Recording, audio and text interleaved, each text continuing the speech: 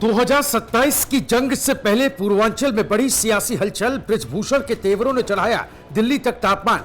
क्या यहीं से लिखी जाएगी यूपी की सत्ता की नई कहानी? टेंशन में आई है बीजेपी। धनंजय सिंह और ब्रजेश सिंह को लेकर तेज हुई सियासी गलियारों में चर्चाएं। जौनपुर से गाजीपुर तक बदलते दिख रहे समीकरण। किसके साथ जाएगा बड़ा वोट बैंक? पूर्वांचल की 125 सीटों पर सारे राजनीतिक दलों की नजर। बीजेपी, सपा समेत सभी दलों ने झोंकी ताकत। क्या वाराणसी फिर बनेगा सत्ता का सबसे बड़ा हॉटस्पॉट? कहते हैं उत्तर प्रदेश की सत्ता का रास्ता पूर्वांचल से होकर गुजरता है, और अगर पूर्वांचल जीत लिया तो लखनऊ की कुर्सी आधी जीत ली समझो। यही वजह है कि 2027 विधानसभा चुनाव से पहले पूर्वांचल की राजनीति अचानक चर्चा में, क्योंकि वाराणसी से लेकर जौनपुर, गाजीपुर, मऊ, आजमगढ़, भदोही और बलिया तक नेताओं की सक्रियता बढ़ चुकी है। जानकारों की माने तो इस बार लड़ाई सिर्फ भाजपा और समाजवादी पार्टी के बीच नहीं होगी, बल्कि कई स्थानीय चेहरे और क्षेत्रीय समीकरण भी नतीजों को प्रभावित करेंगे। बड़ी बात यह है कि पूर्वांचल की 125 विधानसभा सीटें एक बार फिर यूपी की सत्ता का भविष्य तय कर सकती है। इसीलिए हर दल ने यहां अपनी रणनीति तेज कर दी, और बृजभूषण ने जो सियासी बिसात बिछाई उसने लखनऊ से दिल्ली तक सबको हैरान कर दिया, जिसके बारे में आपको इस वीडियो में सब बताते हैं। दरअसल पूर्वांचल में करीब 25 जिलों की 125 विधानसभा सीटें आती हैं। 2017 और 2022 के चुनाव में इन सीटों ने बीजेपी को बड़ी बढ़त दिलाई थी, लेकिन इसी क्षेत्र में समाजवादी पार्टी ने भी कई इलाकों में मजबूत चुनौती पेश की थी। यही वजह है कि 2027 की तैयारी अभी से शुरू हो गई।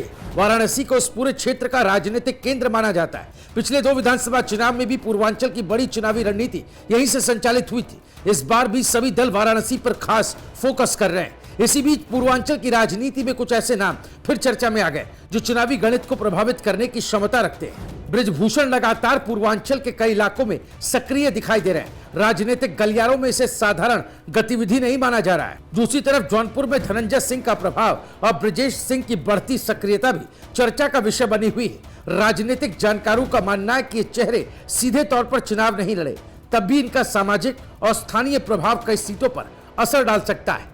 अब बात उस वोट बैंक की जो पूर्वांचल को बाकी क्षेत्रों से अलग बनाता है। पूर्वांचल में यादव, राजभर, निषाद, कुर्मी, पटेल, मुस्लिम, दलित और सवर्ण वोट बड़ी संख्या में मौजूद है। कई सीटों पर जातीय समीकरण ही जीत और हार तय करते हैं। जौनपुर, मऊ, गाजीपुर और आजमगढ़ में यादव और मुस्लिम वोट महत्वपूर्ण माने जाते हैं। वहीं राजभर और निषाद वोट भी दर्जनों सीटों पर निर्णायक भूमिका निभाते हैं। दूसरी तरफ सवर्ण वोट भी पूर्वांचल की राजनीति में बड़ा प्रभाव रखते हैं। यही वजह है कि हर दल अलग अलग सामाजिक समूहों को साधने में जुटा हुआ है। अगर राजनीतिक प्रभाव वाले क्षेत्रों की बात करें तो जौनपुर, गाजीपुर, मऊ और आजमगढ़ का असर सिर्फ स्थानीय राजनीति तक सीमित नहीं रहता। इन जिलों का संदेश पूरे पूर्वांचल में जाता है। यही वजह है कि धनंजय सिंह, ब्रजेश सिंह और दूसरे प्रभावशाली नेताओं की गतिविधियों को गंभीरता से देखा जा रहा है। जानकार मानते हैं कि पंचायत चुनाव से पहले जो जमीन तैयार होगी वही आगे विधानसभा चुनाव में दिखाई दे सकती है। इसीलिए अभी से संगठन मजबूत करने, सामाजिक सम्मेलन करने और स्थानीय नेटवर्क को सक्रिय करने का काम शुरू हो चुका है। फिलहाल 2027 की लड़ाई का सबसे बड़ा रण क्षेत्र पूर्वांचल बनने जा रहा है। 125 सीटों वाला ये इलाका किसी भी दल को सत्ता तक पहुंचाने या सत्ता से दूर करने की ताकत रखता है। वाराणसी इसका केंद्र बना हुआ है, जबकि जौनपुर, गाजीपुर, मऊ और आजमगढ़ जैसे जिले राजनीतिक समीकरणों की दिशा तय कर रहे हैं। बृजभूषण शरण सिंह की सक्रियता हो, धनंजय सिंह और ब्रजेश सिंह को लेकर बढ़ती चर्चाएं हो, या अलग अलग वोट बैंक को साधने की कोशिश, सब कुछ इस बात का संकेत दे रहा है कि पूर्वांचल में बड़ा सियासी खेल शुरू हो चुका है। अब ये देखना होगा कि 2027 में पूर्वांचल किसके साथ खड़ा होता है, क्योंकि लखनऊ की सत्ता की चाबी एक बार फिर यहीं छिपी दिखाई दे रही है। Bureau report, news live TV.